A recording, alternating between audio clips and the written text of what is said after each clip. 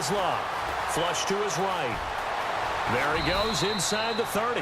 Luck showing he can be dangerous when he tucks it and runs. He's able to pick up the first down. How about that scramble by Andrew Luck? Sometimes we forget just how big, strong, and, yes, fast Andrew Luck is. When he came out of college at the Combine, shocked everyone, ran a sub-4 840. And he grew up a big soccer guy over in Europe, so he knows how to use his feet. That he does, and I think it's helped his legs along the way as well. Trying to find a lane, but instead he'll get back to the line of scrimmage, and no more. No gain on the play there, second down. And he got off the end there very quickly to make that play. Yeah, it was almost like the bullet train, wasn't it? I mean, just zoom. Quick, quick, quick. And what a terrific play, holding them to no gain.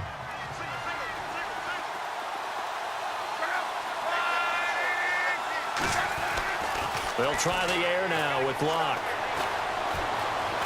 Being chased out left. Caught left side by Hilton. And taking it to the 15-yard line before he's brought down. Another good reception there. The Colts on the march. I have no crystal ball up here. I can't truly see into the future. But if they don't start getting some pressure on him, make him move around a little bit and do something with the receivers to, change up their timing, they're going to get shredded as we've seen so far. Right now, they're off to a blazing start. Yeah, and you are right. He looks way too comfortable back there in the pocket. Yeah, there shouldn't be a pillow back there for him, all right? As a defensive guy, they've got to dump him on his backside a few times, shake things up. Yeah, they're going to need an in-drive adjustment here on this first series. And this seemingly endless drive continues.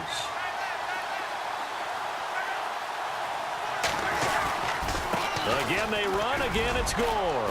And all the way down inside the 5 to the 4. It's a 10-yard gain there, and it sets him up now first and goal.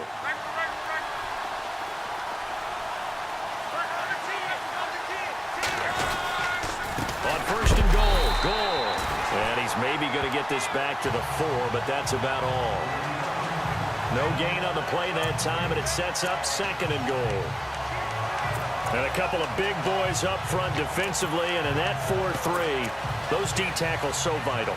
Extremely vital. I love how you describe that, because if they control things up front, often it's over the guard. Sometimes they slide and make it over the center. It's really hard to get a play started then, because a lot of teams want to start inside out running the football. And he takes it in for a Colts score. Frank Gore taking it in from 4 yards out. And the Colts take it right down and score on the opening drive. That's just a solid, methodical drive to start this game. And how about how it culminated? Doing exactly what they wanted to do, getting the ball downfield, and then running it into the end zone.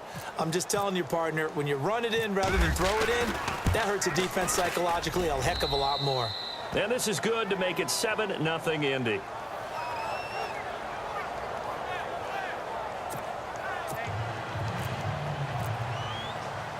Out is the kickoff unit as they run up and send this one away. This one fielded at the 5. Then he'll take this across the 25, couple extra yards up to the 27-yard line.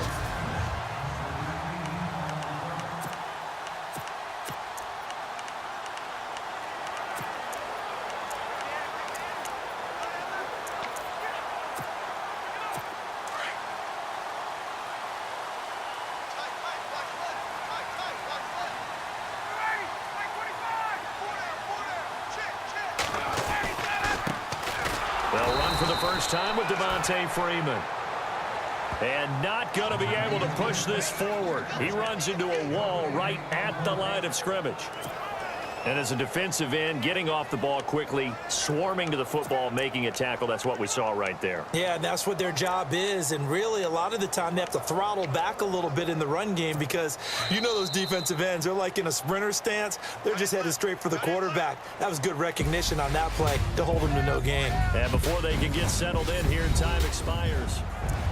Alongside Charles Davis, Brandon Gaudin, it's the Falcons in possession to begin quarter number 2. They've got it 2nd and 10 to start things out.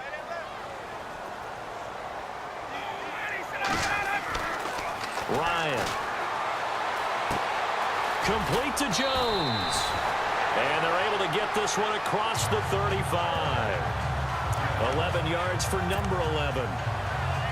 It's a nice completion, a little bit of run after catch as well to create the yardage that they got.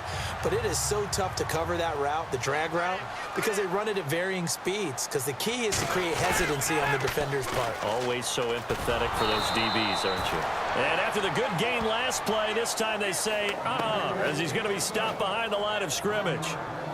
And the offense there, the O-line, everybody really on offense, they were just manhandled at the point of attack. Yeah, you could pretty much call them all out, couldn't you? Almost by name, right? That was a very tough sequence for the offensive line. But how about that defensive front creating a new line of scrimmage and creating a lost yardage possibility? On second down, Ryan. Throwing left side here, and it's complete. A really nice pickup of 14 yards, and it moves the sticks. Doesn't matter whether it's a zone coverage or man coverage, the drag route can be effective when it's run well.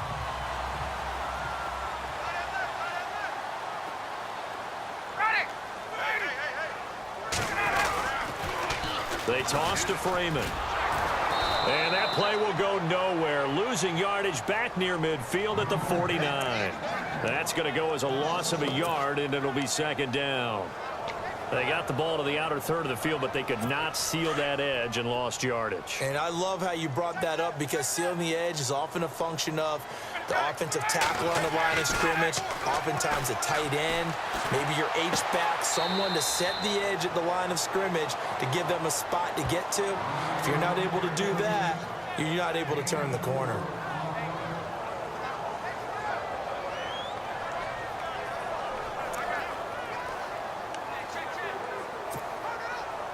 Under 4 to play now. Clock running. Third down. Here's Ryan to throw. It's caught. Jones. A big hit. Knocked down sideways. Right on the 30-yard line. Brandon, that's a tough guy right there. He knew that was going to happen. In other words, they had to absorb that hit. How about him securing the football, churning the legs a little bit, and gaining what he needed for a first down? Well, that's the deal. On third down, these guys, they know where the sticks are. He obviously knew right there. And if you want to be a dependable third down receiver, you've got to be willing to absorb those types of hits and make those sort of plays. Ryan on the handoff. It's Freeman. And he gets it all the way down inside the 10 to the 5-yard line. Good yardage as he rumbles for 24 and a first. That's a big league run. Takes them down inside the 5-yard line, and momentum definitely on the side of the guys on offense. And if you're an offensive lineman, you love to run the football, especially out in the field where there's some space. But I will get you in on a little bit of a secret. Those guys like it in tight, too, because they get matched up and they get to show just how stout they are in a tough situation. They're recommending they run it again.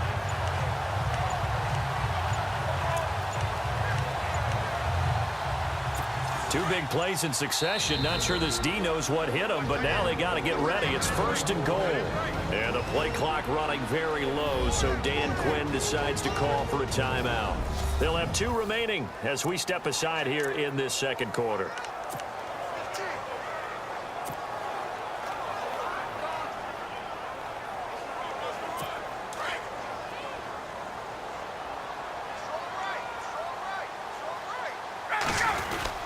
They'll run here with Freeman. A good display of power, but ultimately it gets him just inside the 5 to the 4 and no further. Only a yard on the pickup there. Second and goal. Be interesting to see now what they do offensively down near the goal line after not much there that time. As the offensive play caller, that may change your sequence now. Instead of coming right back with a running play, you may have to go to the air.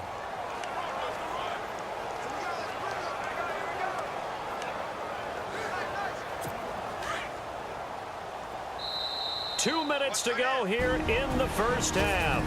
We're back to Atlanta right after this timeout.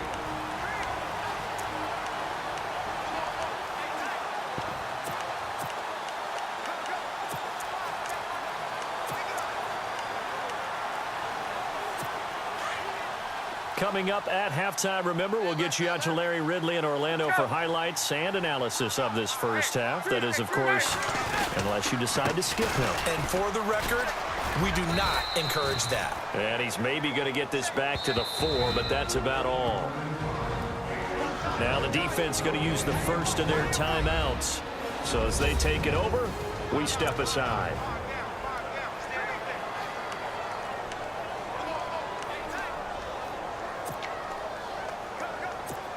And a really long drive here, and it goes on and on. On 3rd and goal, Ryan.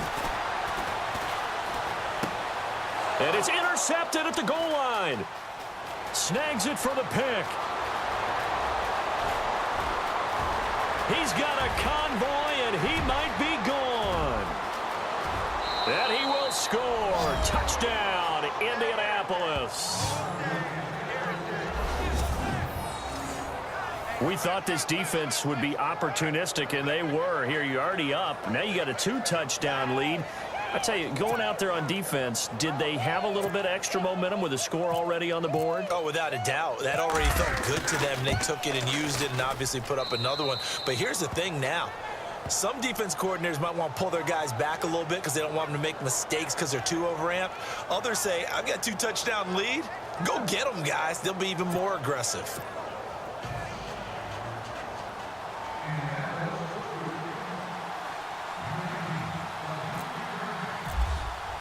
So they throw the pick six. They'll get another shot at it now as this one's in the air. And they will not get a chance to return this one as it's through the end zone for a touchback. Now the Falcons offense gets ready to head back onto the field. Already down 2 touchdowns here in the first half. This becomes a pretty important drive, doesn't it? It certainly does, and a lot of the teams script plays. We know that, right? They have a script to start the ball game, and typically those scripts go between 12 and 24, 25 plays. Down 2 touchdowns early, probably not very deep into their script. I think that they'll stay with it. I don't think they'll abandon it just yet and try and generate some offense on this drive. Anything. At least 3 points, get that 0 off the board. Some of the fans here don't seem too happy about what we've seen in this first half. No, not at all, and I understand why. They've looked lethargic, out of sync, and it shows on the scoreboard. And no press coverage here. They are backing off in the secondary. To throw again, Ryan. And it's hauled in by Austin Hooper. And they'll get it up just short of the 45 at the 44. They call it a gain of 19, and it moves the chains. Now Ryan. And no escaping this time as he'll go down. They got him for a sack. Jabal Sheard coming in from that outside linebacker spot to bury him for a loss of 7.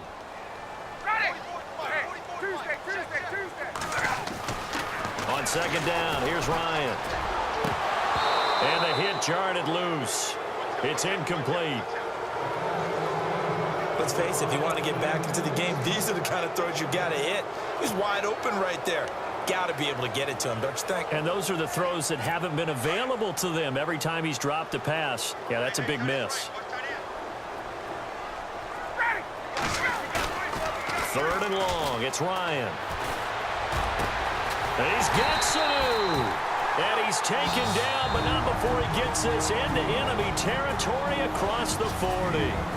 Now hold everything here. We're going to get a timeout by the offense as they get the stoppage with just under 50 seconds remaining in half number 1.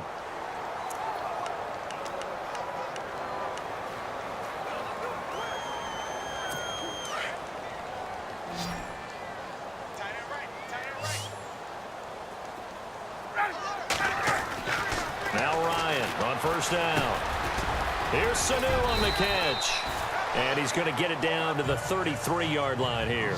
5 yards on the catch there. Brings up 2nd down.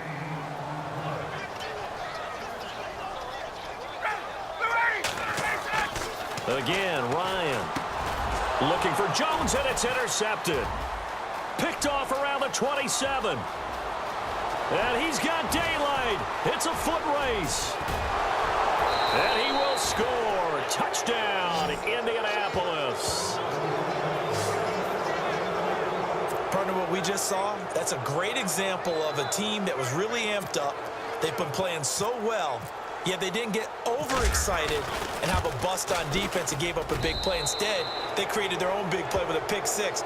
This one may be over. Yeah, it's just the first half, but that lead is swelled to the